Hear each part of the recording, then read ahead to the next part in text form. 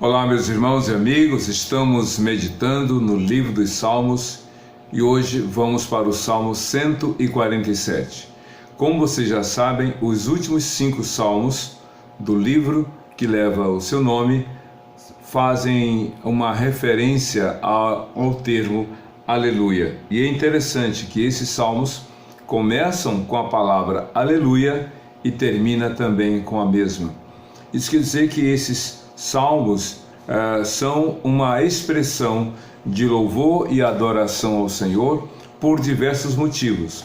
O Salmo 147, por exemplo, segundo alguns estudiosos, tem um tratamento diferenciado de acordo com as traduções bíblicas. Por exemplo, a Septuaginta, a tradução que foi feita pelos estudiosos, rabinos, a mando de Filipe, pai de Alexandre o Grande.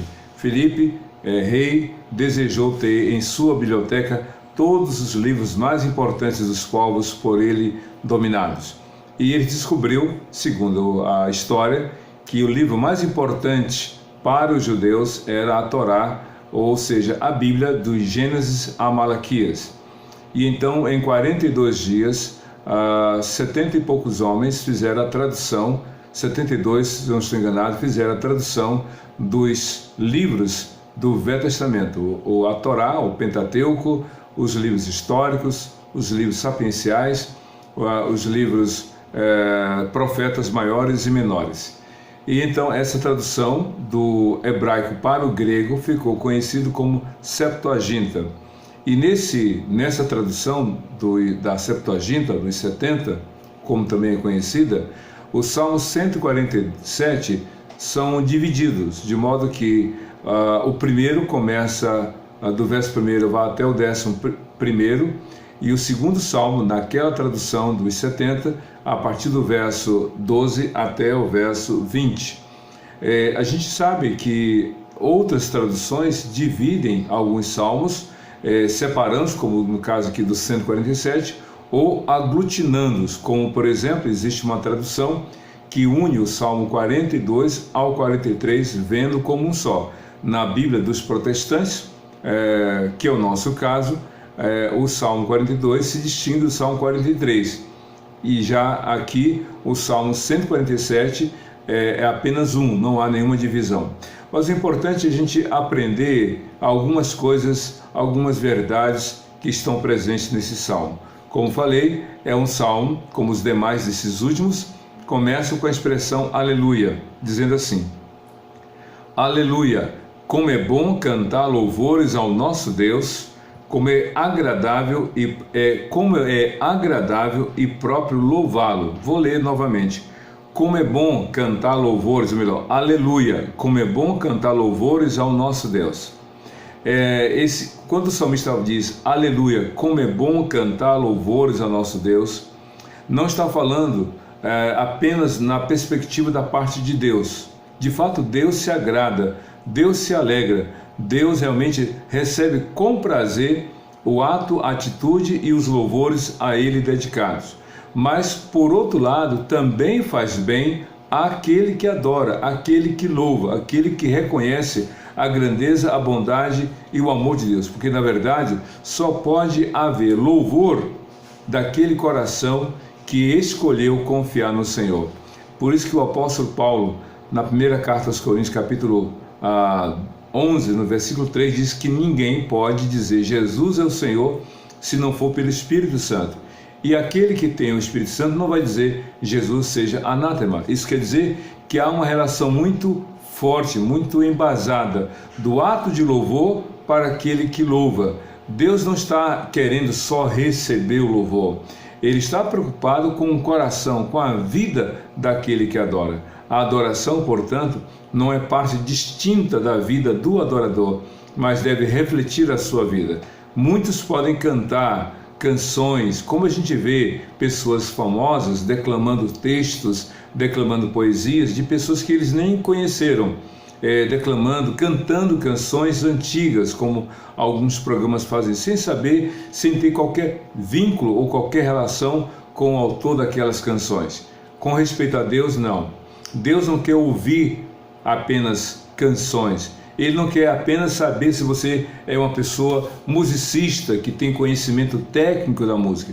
É a questão do coração, é uma vida com Deus. Aleluia, diz o texto, como é bom cantar louvores ao nosso Deus, como é agradável e próprio louvá-lo. Isso nos faz lembrar outras passagens em que os escritores dos Salmos disseram isso, disseram, Senhor, como é bom te louvar, como é bom te adorar.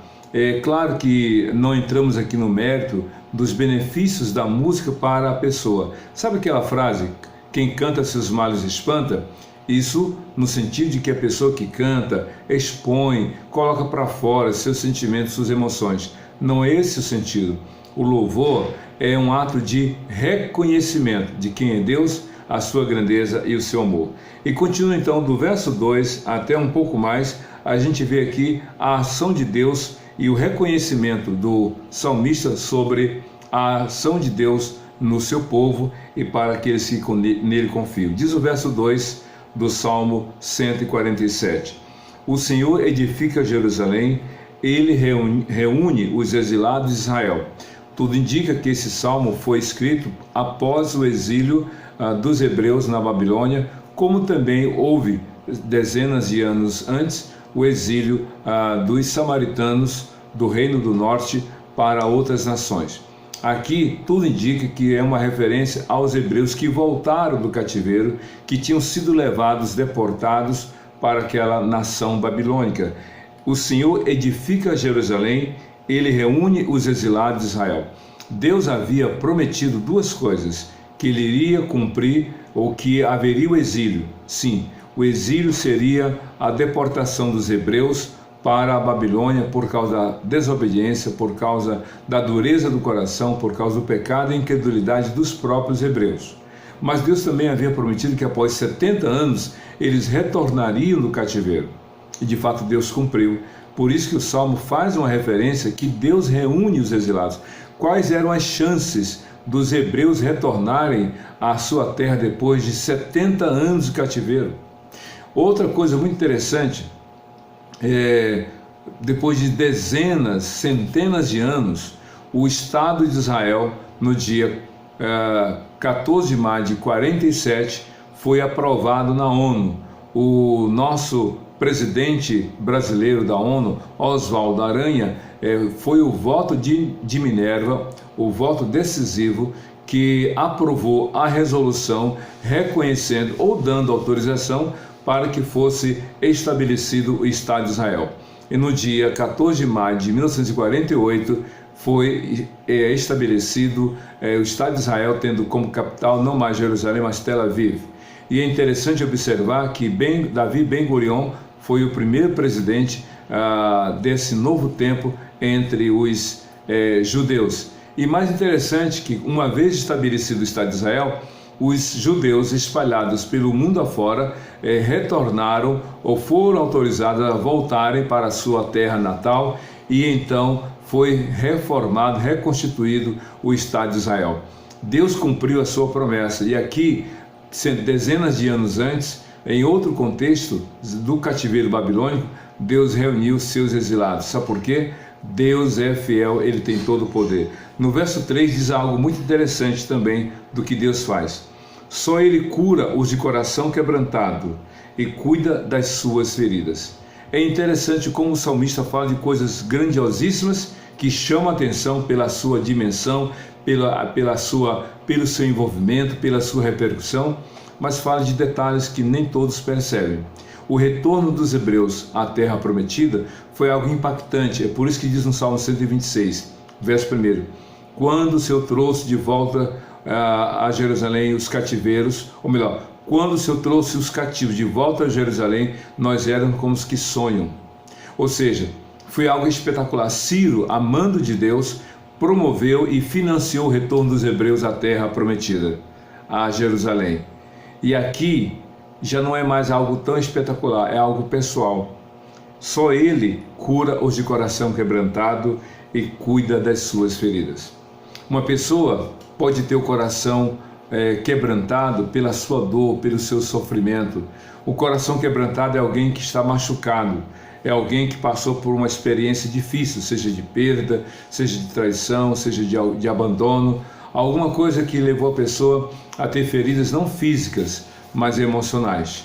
Diz o texto, ele cura os de coração quebrantado e cuida, ou melhor, ele cura os de coração quebrantado e cuida das suas feridas. Sejam quais forem as suas feridas, Deus tem poder para cuidar de você. Você precisa confiar no Senhor. E aí, numa outra realidade, no verso 4, diz o salmista, do Salmo 147, ele determina o número de estrelas e chama cada uma pelo nome. É interessante a forma como Deus age e a grandeza do seu amor. Ele cuida dos hebreus, cuidou e cuida naquela ocasião, trazendo-os de volta à sua terra natal.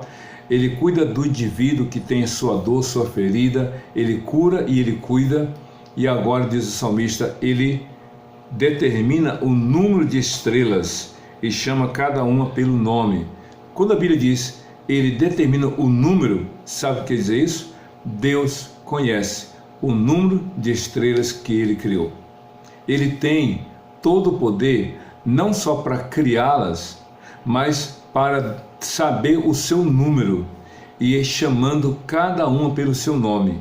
E é interessante aqui, porque segundo os astrônomos, os cientistas que estudam o universo, esses cientistas já chegaram à conclusão que há mais estrelas no universo do que todos os grãos de areia das praias do mundo inteiro. Vá a uma praia, encha sua mão com um punhado de areia e tente contar grão por grão a quantidade que há na sua mão. Você vai ficar espantado com a quantidade de grãos de areia que cabe na sua mão. Agora tente contar todos os grãos de areia de todas as praias, de todas as praias do mundo inteiro. Você não tem ideia, mas os cientistas já chegaram à conclusão, e de forma precisa, de que há mais estrelas nos céus, no universo, do que na Terra. Mas ainda que seja algo tão hiperdimensionado, ou melhor, extraordinariamente falando, grandiosíssimo, Deus sabe tudo. E é interessante que essas estrelas aqui, que Deus chama pelo seu nome, cada uma delas, também pode se referir não só aos corpos celestes, mas também aos anjos, porque em Jó 38, a Bíblia fala dos anjos chamando de estrelas, no caso de luz, de poder. Aqui, tudo indica que esteja se referindo aos corpos celestes, mas Deus criou tudo, logo tudo está debaixo do seu poder, do seu conhecimento, do seu domínio. Continua aqui no verso 5, veja só que coisa a Bíblia fala. Grande é o nosso soberano, e tremendo é o seu poder, é impossível medir o seu entendimento. Essa palavra aqui nos faz lembrar de Jó.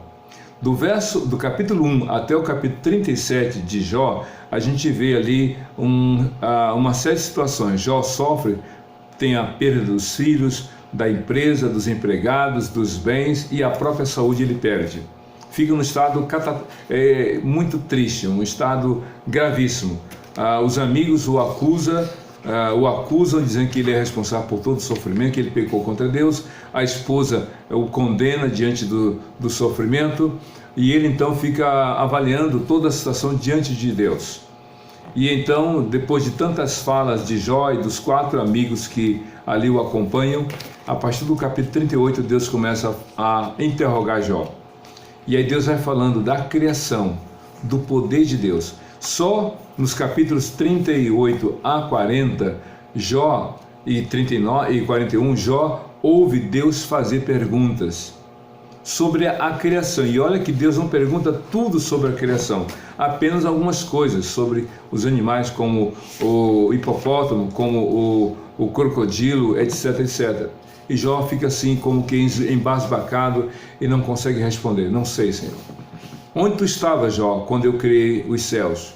Onde tu estavas, Jó, que eu criei os animais? Você entende como os animais agem? Jó fica parado. Deus fala sobre o avestruz, fala sobre vários animais, e Jó fica calaça, porque não tem como explicar. Por isso que aqui diz no verso 5, grande é o nosso soberano, e tremendo é o seu poder. É impossível medir o seu entendimento. Louis Pasteur, que foi um biólogo famoso na França, ele disse uma coisa muito interessante. Ele disse o seguinte: um pouco de conhecimento afasta o homem de Deus, mas muito conhecimento o aproxima de Deus. Como assim? Eu entendo que essa frase é a seguinte: tem pessoas que conhecem pouco, mas o pouco que elas acham, que elas conhecem, melhor dizendo, elas acham que é muito, e aí ficam orgulhosas, presunçosas, querendo humilhar os demais que não detêm o conhecimento que elas adquiriram. O pouco que elas sabem, acham que é muito, e aí elas ficam prepotentes. Mas quando a pessoa mergulha muito no conhecimento, chega uma hora e Senhor, não tem mais resposta. Aqui é o teu poder, aqui vai além da minha possibilidade. É isso que a gente entende metafísica. Quando os homens estavam estudando a metafísica, a física, e aí disseram, daqui em diante a gente não tem mais resposta. Aqui, daqui em diante é além do que é tangível, é incompreensível. É um milagre. Você não consegue explicar um milagre, porque se você explica o milagre, deixou de ser milagre. Milagre é a ação de Deus, e Deus realmente faz milagres constantemente. E o salmista fica impressionado com o poder de Deus manifesto na criação, como também em suas ações. E aí continua no verso 6: o Senhor sustém o oprimido, mas lança por terra o ímpio. Essa frase é muito interessante, isso já foi colocado em outras passagens. Deus não se confunde, Deus não age de forma injusta, Deus é amor, Deus é santo e Deus também é justo. Ele sustém o oprimido. E o que é o oprimido? São aquele que está sob jugo, que está escravizado, que está sem direito, que não pode ter a sua condição de vida normal. Deus está atento aos que sofrem a injustiça. O oprimido é aquele que sofre a injustiça. Mas se existe o oprimido, existe o opressor. Se existe o oprimido, existe o ímpio. Por isso que diz o texto: o Senhor sustém o oprimido, mas lança por terra o ímpio. E continua no verso 7 do Salmo 147. Cantem ao Senhor com ações de graças, ao som da harpa, façam música para o nosso Deus. Deus criou tudo. E há um texto no livro de Jó que diz assim: e as estrelas cantam, as estrelas cantam. Eu me lembro de um pastor, o pastor Marcos. Se ele vê esse vídeo, ele vai lembrar disso. O pastor Marcos, que é um dos diretores da Sociedade Bíblica do Brasil, quando ele estava fazendo uma exposição na Semana da Bíblia na Unigran Rio, eu fui capelão da Unigran Rio por muitos anos, e então naquela ocasião o pastor Marcos estava falando sobre algumas passagens bíblicas que já foram, digamos, comprovadas pela ciência. E uma das descobertas é que houve uma pesquisa sobre a quantidade de estrelas. E então eles programaram o telescópio, acho que era o telescópio Hubble, para que identificasse, através de um som, cada nova estrela que aparecesse em seu espectro na sua pesquisa no espaço sideral. E então, a cada luz emitida por uma estrela, havia um sinal sonoro. E depois que os pesquisadores foram checar as informações daquele período de pesquisa do telescópio Hubble, então eles perceberam que a quantidade de estrelas que foi detectada naquele período foi tal que houve uma música, já que eram músicas que eram sons emitidos a cada nova estrela detectada. Então eles perceberam uma melodia, e aí os cientistas se reportaram ao livro de Jó, que diz: porque as estrelas cantam. E aqui o salmista diz, no verso: cantem ao Senhor com ações de graças, ao som da harpa, façam música para o nosso Deus. A criação canta de forma, digamos assim, pela própria manifestação da natureza. Os animais cantam, as aves cantam, certos animais emitem sons, músicas, como as baleias, e segundo alguns estudiosos, nenhuma baleia emite um som semelhante à outra. Cada baleia emite uma música, e para cada situação uma canção. Os animais fazem isso, mas por instinto. Porém, o salmista diz: vocês, ou melhor, todos os seres humanos, vocês cantem ao Senhor com ações de graças. Ou seja, a música tem que ter um motivo. quero louvar a Deus. E ele coloca, com harpas, ao som da harpa, façam músicas de louvor a Deus. O instrumento musical é neutro. Você pode usar um instrumento musical como uma harpa, como para tocar qualquer música que ofenda, que fale de ódio, de raiva e desejo de vingança, ou você pode pegar a harpa e compor uma canção de louvor e adoração ao Senhor. A escolha é sua. Um instrumento musical é neutro.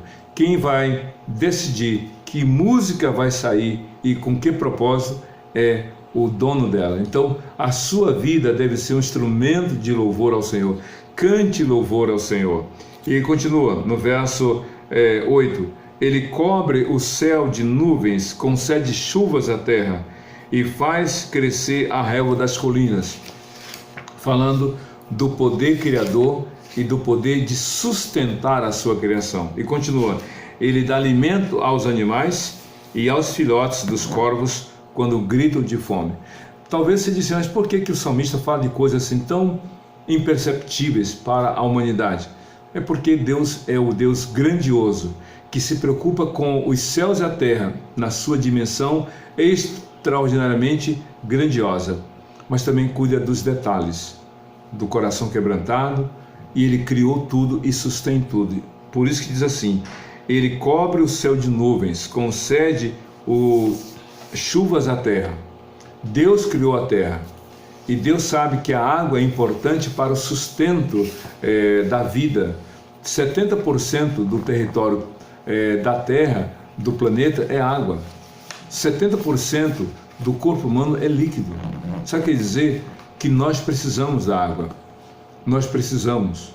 Então Deus mandou a chuva para que a chuva venha prover as condições para a terra germinar os frutos ou as plantas, as sementes, haver plantação para os homens e para os animais. E aí diz o seguinte, ele dá alimento aos animais e aos filhotes dos corvos quando gritam de fome. É uma coisa muito interessante, os corvos dificilmente, segundo alguns biólogos, eu não posso falar com precisão, mas algumas pessoas dizem que os corvos são animais assim tão, entre aspas, desapegados, que nem mesmo aos filhos eles alimentam.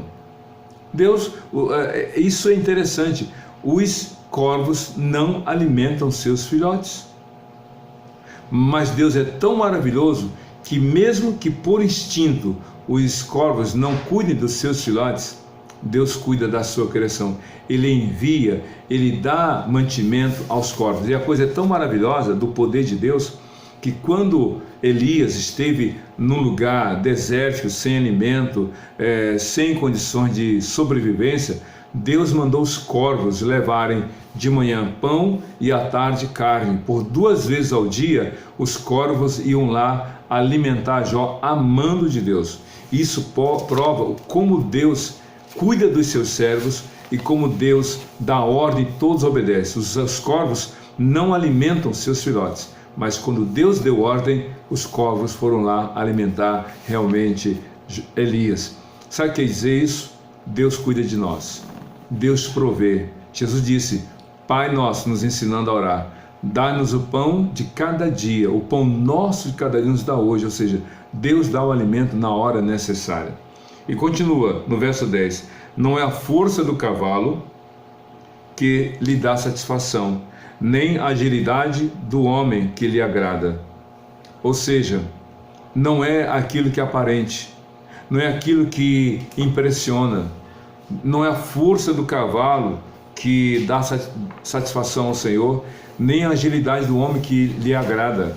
Mas o que agrada a Deus? No verso 11, o Senhor se agrada dos que o temem, dos que colocam sua esperança no seu amor leal. Não é questão da aparência, não é questão de ser reconhecido por aquilo que as pessoas valorizam, não é a beleza física, não é a força física, não é a habilidade humana que agrada ao Senhor, mas o coração, um coração que o leva a realmente fazer a vontade dele, o coração que teme ao Senhor. É isso que agrada a Deus. Davi disse no Salmo 51, tu não te agradas de sacrifícios, senão eu os ofereceria. O que tu agradas é um coração quebrantado, tu não rejeitas um coração que se humilha na tua presença. No verso 11, já na segunda parte aí, do Salmo, diz assim: exalte o Senhor, ó Jerusalém, louve o seu Deus, ó Sião, pois ele reforçou as trancas de suas portas e abençoou o seu povo que lá habita. Exalte o Senhor, ó Jerusalém, louve o seu Deus, ó Sião, pelo que Deus tem feito. Deus é o teu protetor, porque os versos 11 e 12 falam, ou melhor, 12 e 13 falam do cuidado de Deus para com o seu povo. E o verso 14 completa: é Ele que mantém as suas fronteiras em segurança e que as supre do melhor do trigo. Ele envia a sua ordem à terra e a sua palavra corre veloz. Do verso 12 ao verso 14, portanto, aqui o salmista chama Jerusalém, chama os moradores de Sião para, reconhecendo o cuidado, a proteção e a provisão de Deus, exaltar ao Senhor. Só pelo que Deus já tem feito, você e eu temos inúmeros motivos para louvar a Deus. Então é gratidão, é reconhecimento. Mas do verso 15 em diante, a gente vê outras razões pelas quais devemos louvar ao Senhor. Diz aqui o verso 15: Ele envia a sua ordem à terra e a sua palavra corre veloz. É interessante como a gente vê isso acontecendo hoje. A palavra corre de modo veloz. A internet agilizou a comunicação e diminuiu o tempo de resposta. Hoje você manda um zap e na mesma hora a pessoa pode receber. Hoje a comunicação está quase que na velocidade da luz, um pouco abaixo, porque não há nada mais veloz do que a luz, que são 300 mil quilômetros por segundo. Mas a palavra de Deus hoje corre de modo veloz. A palavra está sendo comunicada em todo o mundo de forma veloz. Através de um celular, você pode mandar uma mensagem, um texto bíblico, ou em áudio, um vídeo, para alguém que está do outro lado do mundo, e a pessoa recebe quase que instantaneamente. O Senhor envia a sua ordem à terra e a sua palavra corre veloz. Que bênção! Mas ainda no verso 16, Ele faz cair a neve como lã e espalha a geada como cinza, faz cair o gelo como se fosse pedra. Quem pode suportar o seu frio? Falando das questões climáticas e como Deus pega uma nuvem tão leve que ela fica elevada, suspensa no ar, mas tem hora que ela fica tão pesada que a chuva destrói e cai pesada sobre a relva, sobre a terra. Pedras de gelo grandiosíssimas caem quebrando. Quem pode suportar um frio intenso em alguns lugares da terra, ou um calor que realmente é insuportável?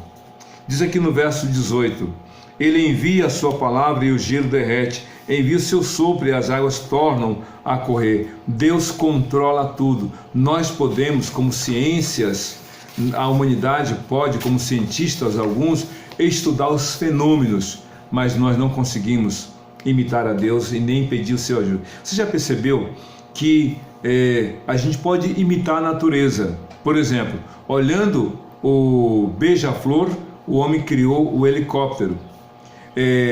Estudando alguns animais aquáticos, o homem criou o submarino. E assim, olhando a natureza, certos produtos, certas invenções foram feitas. Mas certas coisas o homem entende, mas não consegue fazer. Por exemplo, nós sabemos que a composição da água é H2O, 2 átomos de hidrogênio e 1 de oxigênio, H2O, mas o homem não pode criar água artificialmente. Nós estudamos a composição do sangue, mas o homem não pode criar o sangue artificial. Entende como é que é maravilhosa a criação de Deus? Diz aqui no verso 19, o penúltimo versículo: Ele revela a sua palavra a Jacó e os seus decretos e ordenanças a Israel. Veja só, Ele revela a sua palavra a Jacó, os seus decretos e ordenanças a Israel. Palavra, decretos e ordenanças. Tudo isso compõe a informação de quem é Deus e o que Ele deseja para cada um de nós. É através da Bíblia, como essa que eu tenho aqui nas mãos, Deus expõe a vontade dele para você, para mim, para todos nós. Palavra, ordenanças e decretos. Palavra de aconselhamento, de instrução, mensagens, mandamentos. Temos que realmente temer a Deus e demonstrar que nós o amamos, sendo obedientes à palavra dele. E o último versículo diz claramente: ele não fez isso a nenhuma outra nação. Todas as outras desconhecem as suas ordenanças. Aleluia. E aqui, essa palavra final é muito direta a Israel. Somente Israel, naquela época, como nação, fora escolhida por Deus. Na verdade, a nação de Israel não foi fruto de um ajuntamento de pessoas que se organizaram como um povo, como uma nação. Não, Israel foi a escolha de Deus. Deus escolheu um homem chamado Abraão. De Abraão veio Isaac, seu filho. De Isaac veio Jacó, um dos seus filhos. De Jacó, 12 filhos, e desses 12 filhos, 12 tribos que compõem a nação de Israel. Deus escolheu Israel para ser a nação separada por Deus, para, por meio dessa nação, comunicar o evangelho, o amor de Deus a todas as outras nações. As outras nações, diz o salmista no Salmo 147, versículo 20, todas as outras nações não conhecem o Deus de Israel. Caberia, portanto, a Israel comunicar através da sua vida e de sua fala que realmente anda com Deus e teme ao Senhor. Cabe a você, a mim, a todos nós, no mundo de hoje, nessa geração, nessa sociedade, dizer que nós conhecemos e amamos o Senhor através de Cristo Jesus. O próprio Jesus falou em Marcos capítulo 16, verso 15: vão por todo o mundo e preguem o evangelho a toda criatura, e dizer que Deus ama cada pessoa e quer salvá-la no Senhor Jesus, Senhor e Salvador de todo aquele que nele crê, hoje para todo sempre. Amém e amém.